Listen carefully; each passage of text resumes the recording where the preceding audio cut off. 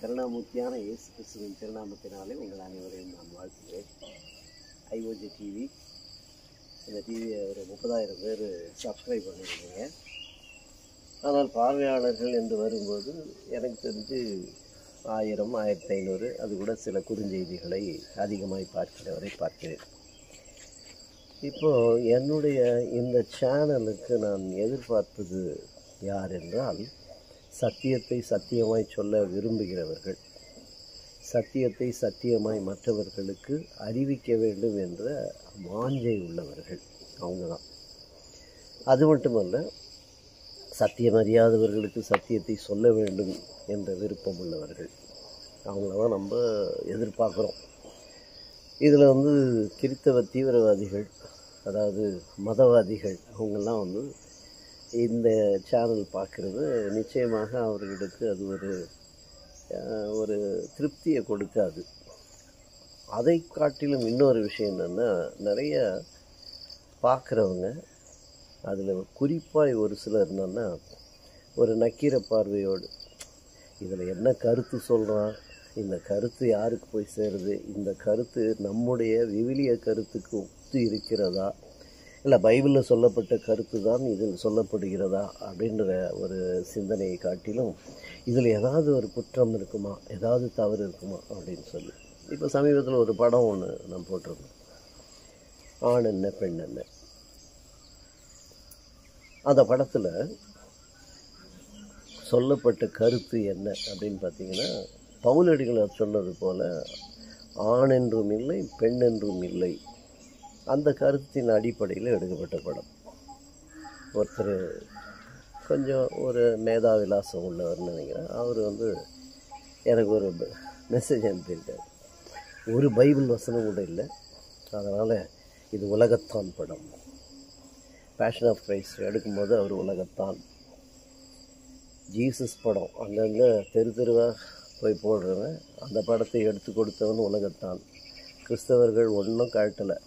நம்ம இயேசு கிறிஸ்துவை பற்றி எடுக்கப்பட்ட அநேகமான படங்களை எடுத்தவர்கள் கிறித்தவர்கள் இல்லை, அநேகமாக தமிழர்களும் இல்லை. இதுதான் உண்மை. அப்போ நம்ம அதில் என்ன, அது எதற்காக எடுக்கப்பட்டது, யாருக்கு சென்று சேருகிறது, அது பயனுள்ளதாக இருக்கிறதா அப்படின்னு தான் பார்க்கணும். என்னுடைய ஊழியம் மீடியா மினிஸ்ட்ரி, அநேக தேவைகள் உண்டு, அநேக கஷ்டப்படுற நிறைய காரியங்களில் அதை எடுப்பதற்கு உதவுகிற நல்ல உள்ளம் படைத்த, அதாவது நற்செய்தி பாரம் உள்ள அந்த மனதை உடையவர்கள், அவங்களுடைய உதவியிலும் என்னுடைய சொந்த செலவிலும் அநேகமாக படங்கள்லாம் எடுக்கப்படுகிறது. இதுக்கு எவ்வளோ தேவைப்படுதுங்க, எவ்வளோ உங்களுக்கு இந்த ஊழியத்தில் என்ன பிரச்சனை, அதை கேட்குறதுக்கு ஒருத்தர் இல்லை. எடுத்ததுக்கப்புறம் அதில் என்ன சொட்டை இருக்குது என்ன இப்படி பார்க்குறவங்க தான். முதல்ல ஒரு விஷயம் சொல்லிடுறேன், இந்த படத்தினுடைய தலைப்பே ஆண் என்ன பெண் என்ன, அதுவே வசனம் தான். ஆண் என்றும் இல்லை பெண் என்றும் இல்லை, அதை தலைப்பாகவே வச்சுருக்கேன். அதை விட அந்த போஸ்டரில் கொட்டை எழுத்தில் கலாத்தியர் 3:28 போட்டேன். அது சில காமாலை கண்களுக்கு தெரியாமல் போனது. அதை பார்க்காம உள்ளே போய் படத்தை பார்த்துட்டு கடைசியில் இன்றைக்கும் கிறித்தவத்திலும் இந்த பெண் அடிமைத்தனம் என்பது இருக்கிறது அநேக குடும்பங்களில். ஏன்னா நாங்கள் கவுன்சிலிங் பண்ணுறோம், மேரேஜ் கவுன்சிலிங்கெல்லாம் நான் பண்ணுறேன். அதில் அநேகமாக பார்க்கும்போது அந்த ஆணாதிக்கத்தின் எல்லையில் நிறைய விவாகரத்துகள் தொடங்குது. பெண் அடிமைத்தனம், பெண்ணை தாழ்மையாக நினைப்பது, இப்படி நிறைய விஷயங்கள் இருக்குது. அது மட்டுமல்ல, இன்னும் நல்ல படித்த கிறித்தவ தாய்மார்கள், கிறித்தவ மாமியார்கள், கிறித்தவ மூதாட்டிகள், அவங்கெல்லாம் பெண் குழந்தை அப்படின்னோடனே முகம் சொலிக்கிற கிறித்தவர்களெல்லாம் நான் பார்த்துருக்கேன். இப்படியெல்லாம் இருக்கும்போது அது தவறு. அந்த பிறப்பு அதற்கு பெண் காரணம் அல்ல, அது விஞ்ஞானபூர்வமாக சொல்லப்படுகிறது. அந்த குரோமோசோம்களுடைய கணக்கு அதை தீர்மானிப்பது ஆண் என்கிறதெல்லாம் சொல்கிற ஒரு படம். அந்த முடிவுலையும் நம்ம அதை சொல்லியிருக்கோம். இதை விட்டுட்டு இந்த படம் இது உலகத்தான் படம்.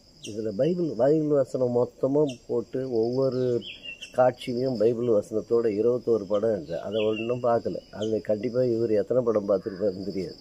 ஆனால் இந்த ஒரு படத்தை மட்டும் பார்த்துட்டு வந்து இங்கே பேசிகிட்டு இருக்காரு. இவங்கெல்லாம் எப்படின்னா அப்படியே கறி கடை உள்ளே போனவொடனே அப்பா பிஸ்மில்லா பண்ணலையா அப்போ தான் நான் இங்கே கறி வாங்குவேன்னு சொல்கிற கிறிஸ்தவர்களாக இருந்தால் ஓகே. இதில் வந்து முருகன் இட்லின்ற டைட்டில் பார்த்துட்டு இந்த ஹோட்டலில் நான் இட்லியே வாங்க மாட்டேன், ஏன்னா இது முருகன் போட்டிருக்கு அப்படின்னு சொல்கிற கிறிஸ்தவராக இருந்தால் பரவாயில்ல. நம்ம போகிற இடத்துல எல்லாமே வந்து அவர்கள் உலகத்தான் கொடுப்பதில் தான். சர்ச்சு கட்டினா கூட கொத்தனார் வந்து ஞானஸ்தானம் எடுத்துட்டாரான்னு யாரும் பார்க்குறது இல்லை. சித்தாள் வந்து அவர் கிறிஸ்தவ பேரா, அவர் எந்த சர்ச்சுக்கு மெம்பருன்னெலாம் கேட்குறது இல்லை. ஆனால் அதெல்லாம் நம்ம பண்ணுறோம். ஐயோ இது இந்துக்கள் எல்லாம் சேர்ந்து கட்டினதை நானே பார்த்தேன், அதனால் இந்த சர்ச்சுக்குள்ளே நான் போக மாட்டேன்னு சொல்கிற மாதிரி இருக்குது. அதை சொல்ல வரேன். அதனால் எல்லாமே அழகாக தெளிவாக பைபிளே சொல்லப்படும். நலமானதை பிடித்து கொள்ளுங்கள் அப்படின்னு இந்த படத்தில் வந்து நலமானது என்ன? கிறிஸ்தவனாகிய நான் உலகத்துக்கு வெளிச்சமாக இருக்கணும், பூமிக்கு உப்பாக இருக்கணும். அதான் ஆண்டவர் சொல்கிறாரு. அப்போ அந்த பூமிக்கு உப்பாக இருப்பது என்றால் பூமி கெடாமல் இருப்பதற்கு கிறிஸ்தவன் காரணமாக இருக்க வேண்டும். இருளில் இருக்கின்றவர்களுக்கு வெளிச்சத்தை காண்பிக்கிற கிறிஸ்தவர்களாக நாம் இருக்க வேண்டும். அப்போ உலகத்துக்கு வெளிச்சத்தை காட்டுகிற இது போன்ற படங்கள் வரும். அடுத்து இன்னொரு படம் இருக்குது, அதை பார்த்துட்டு அவர் என்ன டென்ஷன் ஆக போகிறோன்னு தெரியல. அதுவும் நல்ல கருத்து, இன்றைக்கு அவசியமான விழிப்புணர்வை சொல்லுகின்ற ஒரு சில படங்கள். இதெல்லாம் வந்து முன்பு எடுக்கப்பட்ட படங்களாக இருந்தாலும் அதில் விவிலிய கருத்துக்கள் இருக்கிறதுன்றதுக்கு தான் நான் போடுறேன். கருத்தை பாருங்கள், அந்த கருத்தை அநேகருக்கு சொல்லுங்கள். நல்ல கருத்தை கொண்ட எல்லா படமுமே கிறிஸ்தவ படம். Thank you so much. God bless you all.